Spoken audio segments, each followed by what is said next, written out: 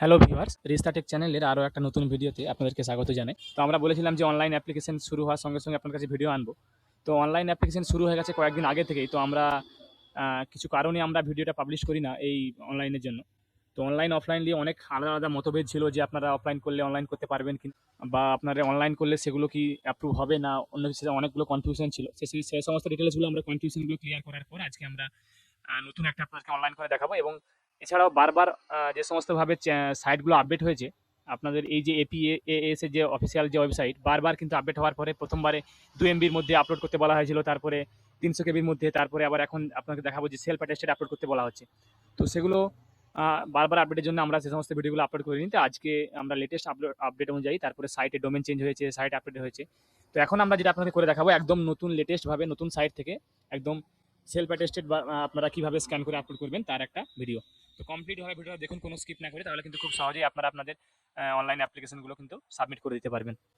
দেখুন, প্রথমে আমরা বাংলার যে যুবসাথী প্রকল্প তার যে অফিসিয়াল ওয়েবসাইট apas.wb.gov.in, এটা আপনারা লিখে সার্চ করে নেবেন বা এই ওয়েবসাইটটা ডিরেক্টলি আপনারা অ্যাক্সেস করতে পারেন। তারপরে আমরা দেখুন এখানে একটা অপশন আপনারা পেয়ে যাচ্ছেন, বাংলার যুবসাথী ক্লিক টু অ্যাপ্লাই। আমরা এখানে ক্লিক করবো। এখানে ক্লিক করার সঙ্গে সঙ্গে যে একটা দেখুন পেজ খুলে যাবে আমাদের এখানে।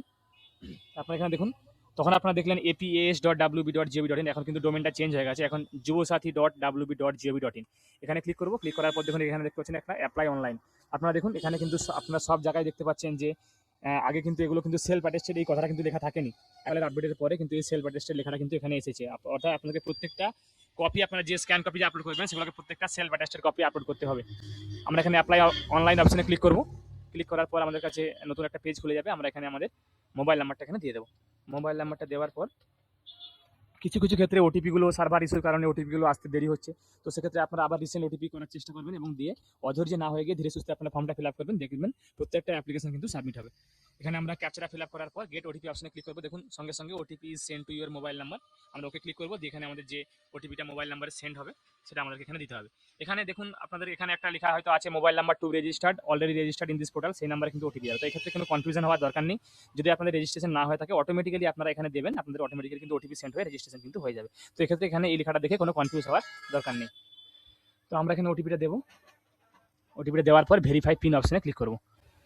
এখানে ওটিপিটা দেওয়ার পর আমরা ভেরিফাই পিন অপশনে ক্লিক করার সঙ্গে সঙ্গে আমাদের কাছে দেখুন নতুন একটা পেজ ওপেন হয়ে গেছে। এখানে আমরা স্ক্রল করে নিচে আসবো এবং এখানে দেখুন আধার যে নাম্বারটা আছে, আধার নাম্বারটা আমরা এখানে এন্টার করবো। আমরা যাবতীয় পার্সোনাল ডিটেলসগুলো কিন্তু আমরা এখানে ব্লার করে দিয়েছি আমাদের সিকিউরিটি রিজনের জন্য। তো সেক্ষেত্রে আপনারা আপনাদের ডিটেলসগুলো এখানে দেখে দেখে ফিল আপ করে নেবেন। এরপরে আমরা ফার্স্ট নেম টাইপ করব, তারপরে মিডিল নেম থাকলে মিডিল নেম, নাহলে ডিরেক্টলি লাস্ট নেম টাইপ করব। এরপরে আমরা এখানে মোবাইল নাম্বারটা টাইপ করবো যেটা আপনাদের সঙ্গে আপনাদের ব্যাংকের সঙ্গে লিঙ্ক করা আছে। তো সেক্ষেত্রে আপনারা চেষ্টা করবেন আপনাদের ব্যাংকের সঙ্গে লিঙ্ক করা মোবাইল নাম্বারটা কিন্তু এখানে অবশ্যই দেওয়া। এখানে আমরা মোবাইল নাম্বারটা দেবো। তারপরে ইমেল আইডিটা যদি আপনাদের থাকে তাহলে দিতে পারেন, এখানে কোনো ম্যান্ডেটারি নয়। আপনার যেখানে দেখবেন যে এই অ্যাস্টারিক্স মার্কসগুলো দেওয়া আছে লাল কালারের, জানবেন সেগুলো আপনাদেরকে অবশ্যই ফিল আপ করতে হবে। যেগুলোতে দেওয়া নেই সেগুলো আপনাদের অপশনাল। এরপরে আমরা স্ক্রল করে নিচে আসবো, জেন্ডার সিলেক্ট করে নেবেন।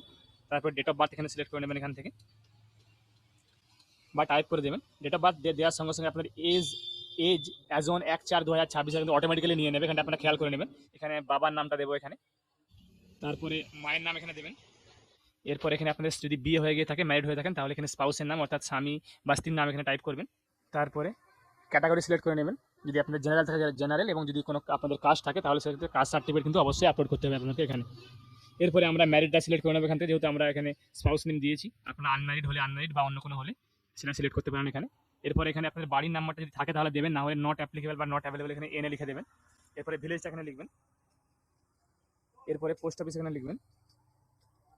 পোস্ট অফিস টাইপ করার পর ডিস্ট্রিক্ট কিন্তু আপনাকে সিলেক্ট করে নিতে হবে, ডিস্ট্রিক্ট সিলেক্ট করে নেবেন এখান থেকে। তারপরে ডিস্ট্রিক্ট সিলেক্ট করে নেওয়ার পর ব্লকটা সিলেক্ট করে নেবেন। তারপরে পুলিশ স্টেশন সিলেক্ট করে নেবেন। তারপরে গ্রাম পঞ্চায়েত সিলেক্ট করে নেবেন। তারপরে স্ক্রল করে এখানে আপনাদের পিনকোডটা এখানে দিয়ে দেবেন। তারপরে দেখুন স্ক্রল করে আমরা এখানে চলে আসবো। এখানে আমাদের দেখুন মাধ্যমিকের ডিটেলস এখানে চাওয়া হয়েছে। সেক্ষেত্রে আপনারা কোন বোর্ডের আন্ডারে মাধ্যমিক দিয়েছেন সেটা এখানে সিলেক্ট করবেন। তারপরে তার যে রোল নাম্বার এবং ইয়ার সেটা এখানে টাইপ করে দেবেন। আমরা এখানে সব টাইপ করে দিয়েছি। এরপরে এডুকেশনাল কোয়ালিফিকেশন, আপনার হাইয়েস্ট এডুকেশনাল কোয়ালিফিকেশন কী ছিল সেটা আপনারা এখানে লিখবেন।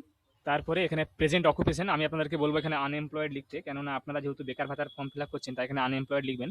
যদি বেকার ছাড়ারা কিন্তু এটা শুধুমাত্র বেকারদের জন্য এই বেকার ভাতাটা বা যুবসাথী প্রকল্পটা।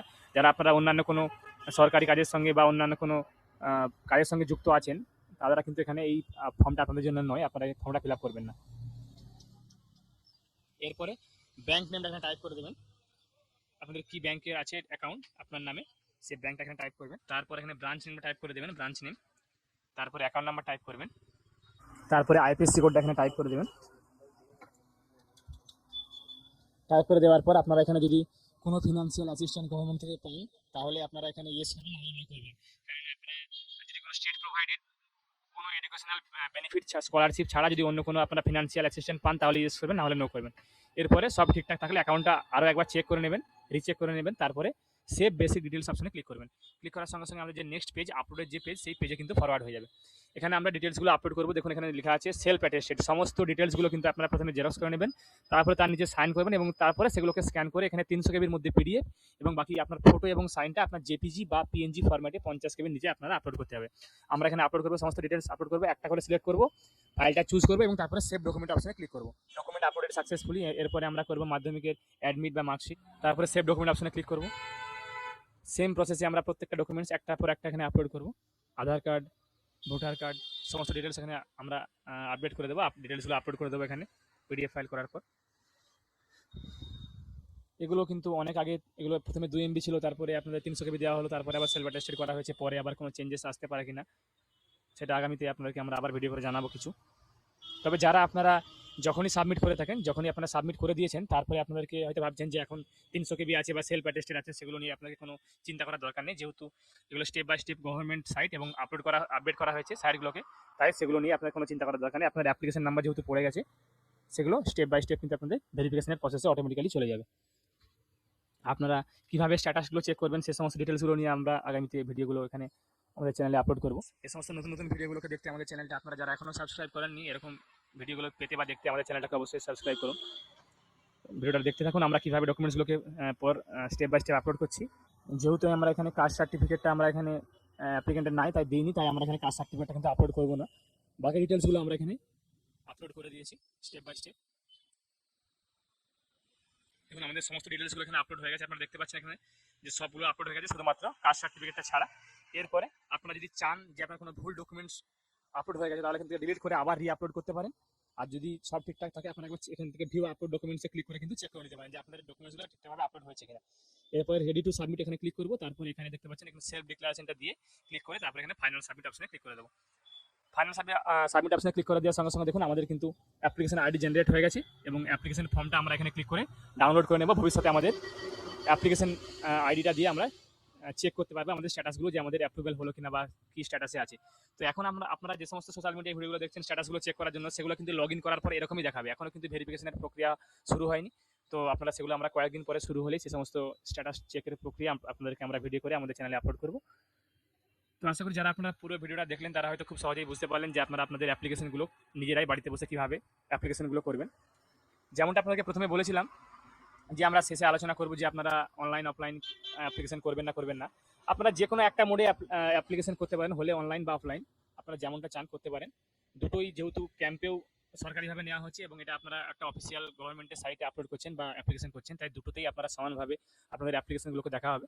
আমি আপনাদের কাছে আবার কোনো নতুন টপিক বা নতুন কন্টেন্ট নিয়ে নতুন ভিডিও নিয়ে হাজির হব। ধন্যবাদ।